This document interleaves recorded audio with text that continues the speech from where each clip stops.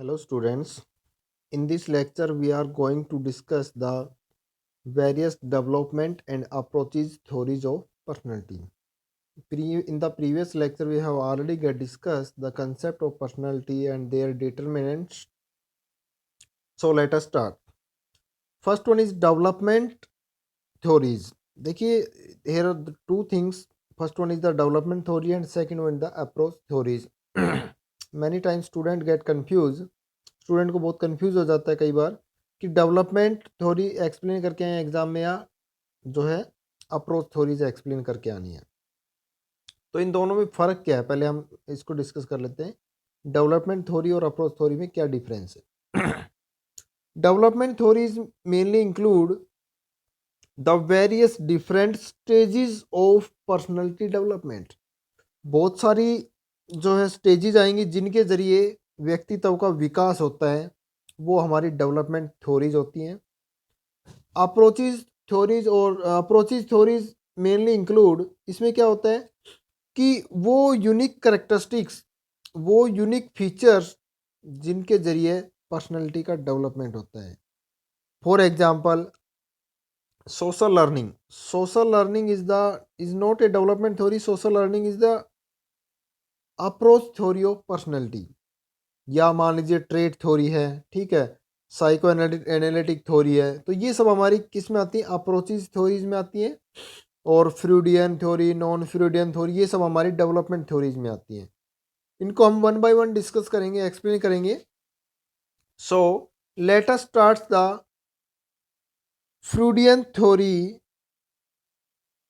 Of development personality. Freudian theory के बारे में पहले first of all we introduce the Freud. According to Sigmund Freud, it's पूरा नाम इसका क्या है, सिगमंड फ्रूड नाम है इसका। According to Sigmund Freud, personality develop as a result of interaction of four main sources of stress. It means किसी भी इंसान की व्यक्तित्व का विकास जो है किसके ऊपर डिपेंड करता है, मेनली चार प्रकार के स्ट्रेस हैं, स्रोत हैं। वो कौन कौन से हैं? These are physically growth process, जब आदमी की ग्रोथ होती है, ठीक है। फ्रस्ट्रेशन, जब वो फ्रस्ट्रेट होता है। कन्फ्लिक्शन, लड़ाई झगड़ा। थ्रेट, डर धमकी होती है। तो जब तब उस केस में व्यक्तित्व की डिफरेंट डिफरेंट स्टेजेस का विकास होता है। This stages can be classified into 5 main categories. First one is oral, anal, phallic, latency and genital stages. We know Freud believed that these stages are mainly driving force of personality development. ये कुछ एक इसमें हम strategies discuss करेंगे जो कि कहीं ना कहीं क्या है, मेन ड्राइविंग फोर्स है किसी भी इंसान का व्यक्तित्व विकास करने के लिए। तो late us start. First one है आपकी इसमें oral stage. Oral cavity, oral मुख संबंधी ओरल, जिसका जो टाइम पीरियड है वो दिया गया है 0 से 18 महीने, यानी कि अप टू द 1.5 साल का जब बच्चा होता है तो ओरल स्टेज से वो गुजरता है। This stage cover the period from birth to the 18 month of the age. This period में be divided into the two stages, oral sucking and oral biting. Oral sucking period is from birth to 8 months, in which a child satisfies his sexual instinct by sucking from mouth, lips, tongue. After around 8 months, the mother starting weaning. However, if the weaning is abruptly stopped, it creates disturbance in personality development. Okay, देखिए हम इसको बताते हैं। एक आपकी जो Sigmund Freud theory है, इसमें एक मेन थिंग क्या है, सिगमंड ने जो व्यक्तित्व की बहुत सारी विकास की स्टेजेस हैं, उन स्टेजेस के ऊपर मेनली सेक्स ऑर्गन के डेवलपमेंट के ऊपर ज़्यादा जोर दिया है। उन्होंने कहा है कि व्यक्तित्व का विकास ही सेक्सुअल डेवलपमेंट से होता है और डिफरेंट डिफरेंट स्टेजेस में डिफरेंट जो हमारे बॉडी के सेक्स पार्ट हैं उनमें डेवलपमेंट होता है। तो इन्होंने दो चीज़ों में बोला, जो ओरल स्टेज है इसको इन्होंने oral sucking period and oral skiing and oral biting. देखिए ओरल स्किंग क्या होता है, जब बच्चा मदर वीविंग करता है, जब माँ का दूध पीता है, ठीक है, उसको हम ओरल सकिंग बोलते हैं। और ओरल बाइटिंग, मुंह से काटना। जब एक छोटा बच्चा होता है, बहुत नोटी होता है, वो क्या करता है, जैसे मान लीजिए बाइट करना, काटना, लिप्स टंग्स को निकालना, ठीक है, सकिंग फ्रॉम माउथ, माउथ से सकिंग करता है, लिप्स निकालता है, टंग निकालता है। तो अगर हम बात करें इस स्टेज में, तो उन्होंने इसमें ये कहना चाह रहा है कि in relation to the sexual development of the personality, कि इस स्टेज में बच्चा जो सकिंग करना सीख जाता है, ठीक है, बाइटिंग करना सीख जाता है, काटना सीख जाता है, जो कि सेक्सुअल डेवलपमेंट है। तो ये था हमारा oral stage. Second stage is the anal stage. Anal stage is developed from the this stage is from the 18 month to 3 year। जब बच्चा 18 महीने का होता है और अप टू द 3 साल तक का रहता है, तब ये एनल स्टेज का डेवलपमेंट होता है। In this stage ego is developed. Eight this stage the child understanding that he is from A particular sex. In this stage, the child understands on toilet control. He expresses his anger by urination or defecating at the wrong place। इस स्टेज में क्या कहना चाह रहा है कि जब बच्चा 1.5 साल से 3 साल का होता है, उसमें घमंड आना स्टार्ट हो जाता है थोड़ा, और उसको ये चीज़ क्लियरली हो जाती है कि वो कौन से सेक्स से बिलोंग करता है, मेल है फीमेल है। और इसी स्टेज में ही बच्चा जो है टॉयलेट पे कंट्रोल करना, ठीक है, सीख जाता है, और अपना गुस्सा जाहिर करेगा बाय द यूरिनेशन, और मान लीजिए पोटी करके या फिर कहीं पर यूरिन वगैरह पेशाब वगैरह करके किसी गलत जगह पे, तो वो अपना गुस्सा अफजाई करता है, क्योंकि वो ईगो दिखा रहा है कि वो he is belong to a particular sex. तो इस टाइप का डेवलपमेंट होता है हमारा एनल स्टेज में। Anal stage is near to the anus. Next one stage is phallic stage. Phallic stage means लिंग पूजन संबंधी, इन हिंदी अगर we can say. This stage extend from the 3 to 7 year. 3 साल से जब 7 साल का बच्चा होता है, तो उसमें फैलिक स्टेज का डेवलपमेंट होता है, that is phallic stage. Eight this stage he sees the difference in his brother and sister और अदर चिल्ड्रन। इस स्टेज के अंतराल में ही बच्चा जो है अपने भाई बहन में फ़र्क महसूस करने लग जाते हैं, और दूसरे बच्चों से वो कैसे डिस्टिंक्ट हैं उसको पहचान जाते हैं। The sexual instinct is satisfied by touching the sex organ. और इसी स्टेज में ही वो इस चीज़ को क्लियर आइडेंटिफाई हो जाता है कि by touching the sex organ he is male और female. Next one is latency stage. Latency means we can say खुश ज़्यादा हो, हैप्पी नहीं रहना, ए पर्सन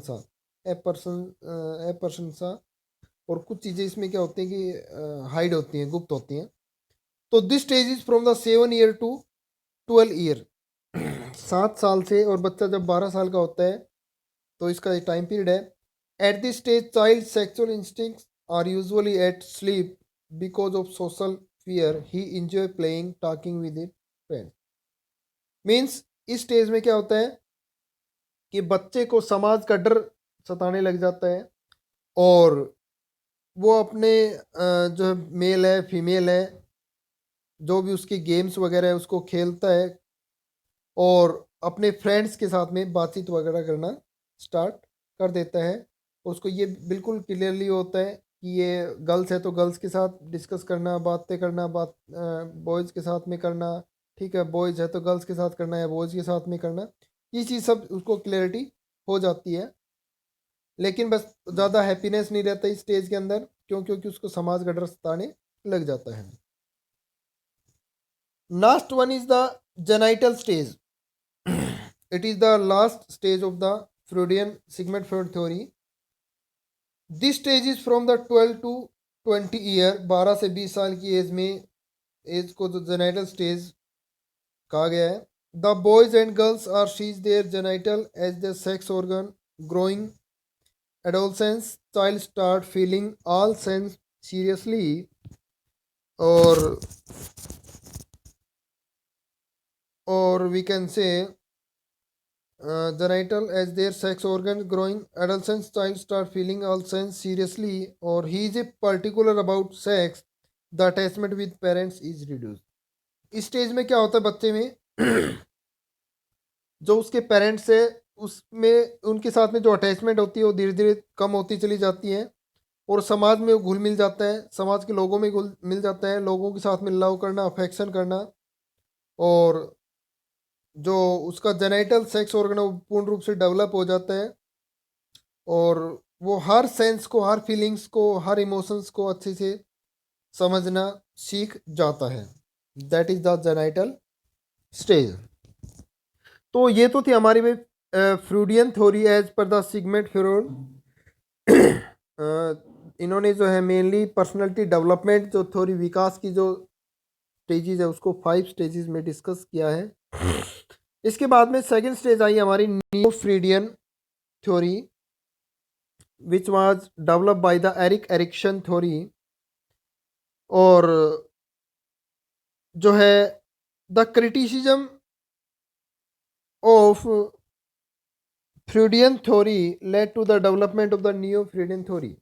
मीन्स इसका कहने का क्या मतलब है कि कुछ एक कमियां जो फ्रूडियन ने छोड़ी थी उसको दूर करके, और नियो फ्रूडियन ने, एरिक एरिक्सन ने इस थ्योरी को नाम दिया साइकोलॉजिकल स्टेजेस के नाम से भी जाना जाता है. और इन्होंने जो मेनली कहा कि जो हमारी फ्रूडियन थ्योरी है, सिगमेंट फ्रॉइड ने जो थ्योरी दी है, ये mainly only and only main target इसका क्या है, सेक्सुअल ऑर्गन डेवलपमेंट के ऊपर ज़्यादा जोर दे रही है, बोल रही है.